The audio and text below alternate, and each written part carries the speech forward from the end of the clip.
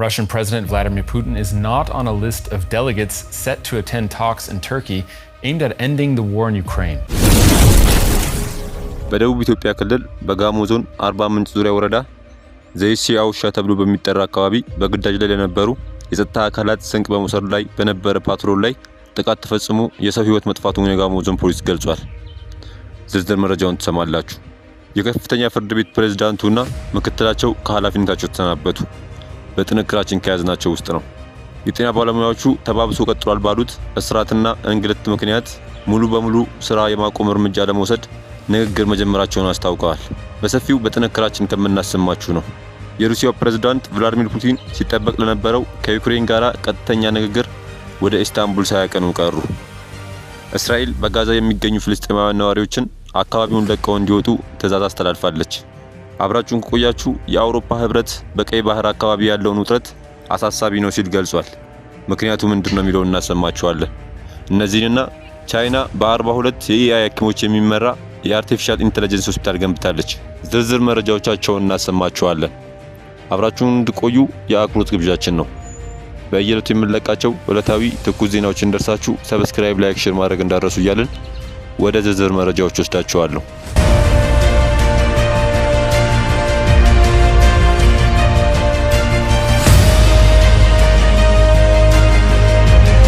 ግዳጅ ላይ ለነበሩ አባላት ስንቅ ሲወስድ በነበረ ፓትሮል ላይ ጥቃት ተሰንዝሮ አንድ አባል ሲሰዋ 5 አባላት ከባድ ጉዳት ደርሶባቸዋል። ፖሊስ በደቡብ ኢትዮጵያ ክልል በጋሞ ዞን አርባ ምንጭ ዙሪያ ወረዳ ዘይሲ አውሻ ተብሎ በሚጠራ አካባቢ በግዳጅ ላይ ለነበሩ የጸጥታ አካላት ስንቅ በመውሰድ ላይ በነበረ ፓትሮል ላይ ጥቃት ተፈጽሞ የሰው ሕይወት መጥፋቱን የጋሞ ዞን ፖሊስ ገልጿል። ፖሊስ ጥቃቱ የተፈጸመው የመንግስት ደጋፊዎችን ለይተው ያጠቃሉ ባላቸው ቡድኖች እንደሆነ አመላክቷል። የዞኑ ፖሊስ ጉዳዩን በተመለከተ በሰጠው ቃል በተፈጸመው ጥቃት አንድ የአድማ ብተና አባል ተሰውቷል፣ በ5 አባላት ላይ ከፍተኛ ጉዳት ደርሷል ሲል አመላክቷል። ጥቃቱ የተፈጸመው ከትላንት በስቲያ ጠዋት 3 ሰዓት አካባቢ መሆኑን የጠቆመው ፖሊስ ጉዳት የደረሰባቸው የጸጥታ መዋቅር አባላት በአርባ ምንጭና ሶዶ ክርስቲያን ሆስፒታሎች ሕክምና እየተደረገላቸው ነው ብሏል። ጥቃት አድራሾችን የመከታተሉ ስራ በጸጥታ መዋቅር መቀጠሉን ገልጿል። የአካባቢው ማህበረሰብም ተባባሪ ሊሆን ይገባል ሲል ጥሪ አቅርቧል። የከፍተኛ ፍርድ ቤት ፕሬዝዳንቱና ምክትላቸው ከኃላፊነታቸው ተሰናበቱ። የትግራይ ክልል ከፍተኛ ፍርድ ቤት ፕሬዝዳንት ጸጋዬ ብርሃን እና ምክትላቸው ገብረ አምላክ ከስራ ገበታቸው ተሰናብተዋል። በትግራይ ጊዜያዊ አስተዳደር ፕሬዝዳንት ታደሰ ወረደ ፊርማ ግንቦት 5 ቀን 2017 ዓ.ም የተጻፈው ደብዳቤ እንደሚያመለክተው ፕሬዝዳንቱና ምክትላቸው የሥራ መልቀቂያ እንዲሰጣቸው በጠየቁትና ባመለከቱት መሰረት ከምስጋና ጋር ጭምር ስንብት ተሰጥቷቸዋል። በዚህም ፕሬዝዳንቱና ምክትላቸው ከትላንት ግንቦት 6 ቀን 2017 ዓ.ም ጀምሮ ከሥራ መሰናበታቸው የተጻፈላቸው ደብዳቤ ያመለክታል። ፕሬዝዳንቱና ምክትላቸው የቀድሞ ፕሬዝዳንት አቶ ጌታቸው ረዳ ወደ ስልጣን መምጣታቸውን ተከትሎ ወደ ኃላፊነት የመጡ ሲሆን ከአንዴም 2 ጊዜ ስራ ለመልቀቅ ጠይቀው ሳይሳካላቸው ቀርተዋል። የሥራ መልቀቂያ እንዲያስገቡ እንደ ምክንያት ከጠቀሷቸው ችግሮች የጊዜያዊ አስተዳደሩ ስራ አስፈጻሚ አካላት በሕግ ልዕልና የሚያሳዩት ያልተገባ ጣልቃ ገብነት መሆኑን ከዚህ ቀደም መግለጻቸው ይታወሳል። የጤና ባለሙያዎች ተባብሶ ቀጥሏል ባሉት እስራትና እንግልት ምክንያት ሙሉ በሙሉ ስራ የማቆም እርምጃ ለመውሰድ ንግግር መጀመራቸው ታወቀ። በሀገሪቱ የተለያዩ አካባቢዎች በሰላማዊ መንገድ መብታቸውን ሲጠይቁ የነበሩት እነዚህ የጤና ባለሙያዎች እስራትና እንግልት እየተካሄደባቸው መሆኑን በመግለጽ ይህን በማስመልከት ከታቀደለት ቀን በፊት ሙሉ በሙሉ ስራ ማቆም ለማወጅ ውይይት እንደጀመሩ ተናግረዋል። ባለሙያዎቹ ትናንት የጀመሩት ሀገር አቀፍ የከፊል ስራ ማቆም አድማ ዛሬ ሁለተኛ ቀኑን መያዙን ተከትሎ የአንዳንድ የመንግስት ሆስፒታሎች አመራሮች ከጸጥታ ኃይሎች ጋር በመሆን በዛሬ ዕለት ብቻ ወደ 10 የሚጠጉ የጤና ባለሙያዎችን ከቤታቸውና ከስራ ገበታቸው አንስተው ለእስር እንደዳረጉ ታውቋል።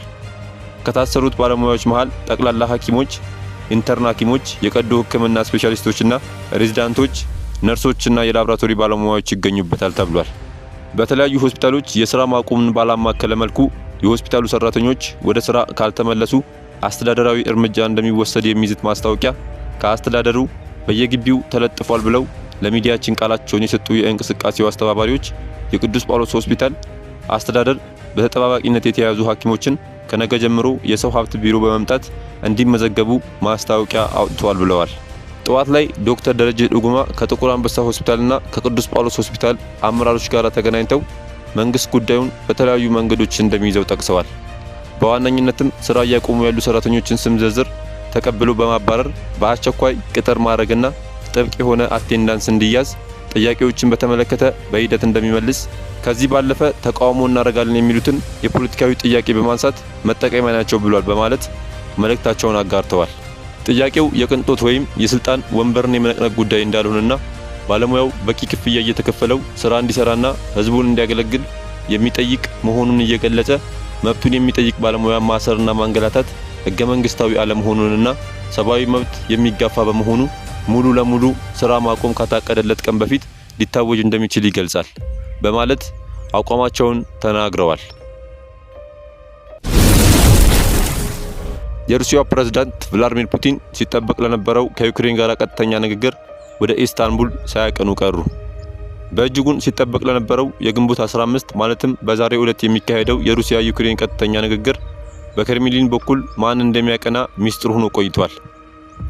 የሩሲያው መሪ ፑቲን ለዩክሬን የቀጥታ ንግግር ጥሪ ማቅረባቸውን ተከትሎ የኪየቭ መሪ ቮሎዲሚር ዜሌንስኪ በደስታ መቀበላቸውና ወደ ቱርክ መዲና አንካራ ማቅናታቸው ይታወቃል። ሆኖም ዜሌንስኪ በዚህ ንግግር ላይ የበርካታ ውሳኔዎች ባለቤት ፈላጭ ቆራጭ ፑቲን ነውና ከእርሱ ውጪ ከማንም ጋራ ፊት ለፊት አላወራም ሲሉ ቆይተዋል። ክሬምሊን በራሷ በኩል ለቀረበው የንግግር ጥሪ ማን ወክሏት ወደ ኢስታንቡል እንደሚያቀና እስከ መጨረሻዎቹ ሰዓታት ሚስጥር አድርገው ቆይታለች። በዚህም ለቀናት በርካታ ተንታኞችና ዓለም አቀፍ መገናኛ ብዙሃን ፑቲን ከዜሌንስኪ ጋራ ለማውራት ወደ ኢስታንቡል ያቀናሉ አያቀኑም የሚለው ላይ መላምቶች ሲሰነዘሩ ቆይተዋል። ሰዓታት ለቀሩት የሩሲያ የዩክሬን ቀጥተኛ ንግግር ፑቲን እንደማያቀኑና የራሳቸው ቅርብ ረዳት ቮሎዲሚር ሚዲስክና ሌሎች ተወካዮች እንደሚያቀኑ ተገልጿል። በአንካራ የሚገኙት ዜሌንስኪ ከፑቲን ጋር የመገናኘትና ፊት ለፊት የማውራት ጉጉትና ጥበቃቸው መክሸፉን ተከትሎ እስካሁን ያሉት ነገር የለም። የአሜሪካው ፕሬዝዳንት ዶናልድ ትራምፕ ፑቲን ወደ ኢስታንቡል ካቀና እኔም ልሄድ እችላለሁ ማለታቸው ይታወሳል። እስራኤል በጋዛ የሚገኙ ፍልስጤማውያን ነዋሪዎች አካባቢውን ለቀው እንዲወጡ ትዕዛዝ አስተላለፈች። እስራኤል ጦርነቱ ከተጀመረ አንስቶ ባልታየ መልኩ በጋዛ የሚገኙ ከፍተኛ ቁጥር ያላቸው ፍልስጤማውያን ነዋሪዎች አካባቢውን ለቀው እንዲወጡ ትዕዛዝ አስተላልፋለች። የእስራኤል መከላከያ ሰራዊት አብዛኛው ክፍሉ ቀድሞውንም በፈንጂዎች የወደመውን የጋዛ ከተማ ደህንነቱ ያልተጠበቀ ብሎ የበየነ ሲሆን ከተማዋ ተጠልለው የሚገኙ ነዋሪዎችም ሊፈጸም ከታቀደው ከፍተኛ ጥቃት በፊት ለራሳቸው ደህንነት አካባቢውን ለቀው እንዲወጡ ተናግረዋል።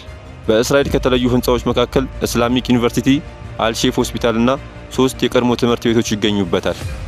እስራኤል ሐማስ እነዚህን ህንጻዎች ማዘዣና መቆጣጠሪያ ማዕከላት አድርጎ እየተጠቀመባቸው እንደሆነ በመጥቀስ ትከሳለች።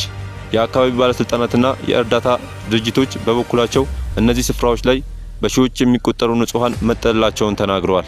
ሰዎች ከእነዚህ ቦታዎች እንዲለቁ ለማድረግ ጊዜ እንደሚያስፈልግም የገለጹ ሲሆን ውሳኔው ከፍተኛ ቁጥር ባላቸው ሰዎች ላይ ጉዳት ሊያደርስ እንደሚችልም አስጠንቅቀዋል ሲል ሚድል ስቴትስ ሞኒተር ዘግቧል። የአውሮፓ ህብረት በቀይ ባህር አካባቢ ያለው ውጥረት አሳሳቢ ነው አለ።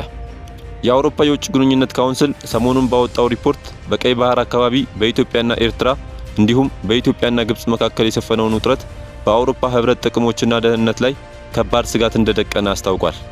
ካውንስሉ በሪፖርቱ እንዳመለከተው ይህ ውጥረት ወደ ሌሎች የአፍሪካ ቀንድ ክፍሎች እየተስፋፋ በመምጣት ሶማሊያን ጨምሮ ቀጠናውን ወደ ባሰ አለመረጋጋት ሊመራ ይችላል። ይህ ሁኔታ ለአውሮፓ ህብረት ደህንነትና ኢኮኖሚያዊ ጥቅም ስጋት እንደሚሆንም ሪፖርቱ አትቷል። በዚህም መሰረት የአውሮፓ ህብረት በኢትዮጵያና ሶማሊያ መካከል የተደረሰውን የባህር በር ስምምነት በመደገፍ በኢትዮጵያና ጎረቤቶቿ መካከል ያለውን ውጥረት ለማርገብ ጥረት እንዲያደርግ ካውንስሉ ጥሪ አቅርቧል። ከዚህም በተጨማሪ ሁለቱ ሀገራት ኢትዮጵያና ሶማሊያ የንግድ ኮሪደር እንዲገነቡ የአውሮፓ ህብረት ድጋፍ እንዲሰጥ ሪፖርቱ አስነብቧል። የአውሮፓ የውጭ ግንኙነት ካውንስል ይህም ምክር ሐሳብ ያቀረበው በቀጠናው ያለው አለመረጋጋት እየሰፋ ከመምጣቱ በፊት የአውሮፓ ህብረት ንቁ ተሳትፎ በማድረግ ሰላምና መረጋጋትን ለማረጋገጥ ያለውን ፍላጎት ለማሳየት ነው ይላል። ቻይና በ42 የኤአይ ሐኪሞች የሚመራ የአርቲፊሻል ኢንተለጀንስ ሆስፒታል ገነባች። በጥቂት ቀናት ውስጥ ከ10,000 ለሚበልጡ ታማሚዎች ምርመራ ተደርጓል። በኤአይ የበለጸጉት ዶክተሮች 93.06% ትክክለኛነትን አሳይተዋል ይላል። በሲንጋዋ ዩኒቨርሲቲ የኤአይ ኢንዱስትሪ ጥናት ተቋም የበለጸገው ቴክኖሎጂ 42 የኤአይ ዶክተሮችን ያካተተ ኤጀንት ሆስፒታል ሲሆን 21 ዲፓርትመንቶችን ያቀፈ ነው። ሆስፒታሉ ቅድመ ሆስፒታል ክትትል፣ በሆስፒታልና ድህረ ሆስፒታል ሂደቶች የሚያጠቃልል ሲሆን የሕክምና ጽሑፎችን መተንተን፣ ምርመራ ማድረግ፣ ምዝገባን ማከናወን፣ ምክርን መስጠት፣ የመድኃኒት ማዘዣ መጻፍ፣ ማገገሚያና ክትትልን የማድረግ ተግባራትን ያከናውናል። የኤአይ ኤጀንት ዶክተሮች በጥቂት ቀናት ውስጥ ከ10,000 ለሚበልጡ ታማሚዎች ቨርቹዋል ምርመራ አድርጓል። ይህም ተግባር በሐኪሞች ቢከናወን ኑሮ 2 ዓመታትን ሊወስድ እንደሚችል ተናግሯል። በኤአይ የበለጸጉት ዶክተሮች 93.06% ትክክለኛነትን አሳይቷል ተብሏል።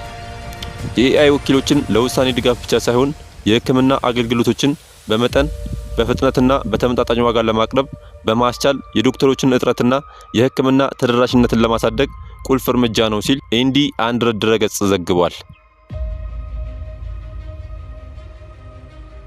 ተመልካቾቻችን ለዛሬ የያዝንላችሁን ርዕሰ ጉዳዮች እዚህ ላይ ቋጨን። ላይክ፣ ሼር፣ ኮሜንት በማድረግ ለቻናላችን ድጋፋችሁን መግለጽ እንዳዘነጉ እያልን ከሌሎች መረጃዎች ጋር ደግመን እስክንገናኝ ቸር ያሰማን።